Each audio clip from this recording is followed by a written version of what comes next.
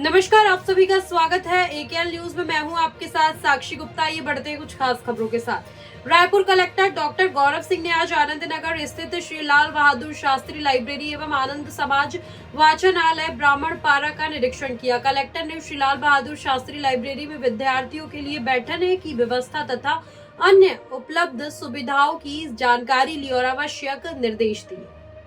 Collector आनंद समाज वाचनालय भी गए, वहां अध्ययन कर रहे विद्यार्थियों से चर्चा कर उत्साहवर्धन किया। उन्होंने कहा कि मन लगाकर पढ़ाई करें। जिला प्रशासन द्वारा शहर के मध्य में युवाओं के अध्ययन के लिए लाइब्रेरी रीडिंग जोन की व्यवस्था की गई है। आनंद समाज वाचनालय के अलावा मोतीबाग परिसर में तक्षशिला रीडिंग जोन और नालंदा परिसर लाइब्रेरी भी उपलब्ध है। इन स्थानों में अनुकूल वातावरण और बेहतर सुविधाओं में अध्ययन किया जा सकता है। कलेक्टर ने आनंद समाज वाचनालय के ऊपर हॉल का भी निरीक्षण किया, सुविधाओं के विस्तार से निर्देश दिए। इस अवसर पर नगर निगम आयुक्त अविनाश मिश्रा तथा अन्य अधिकारी उपलब्ध थे। News second view. आज सुबह लगभग 5 बजे पुलिस को मुखबिर से सूचना मिली कि पोरतेंगा रोड से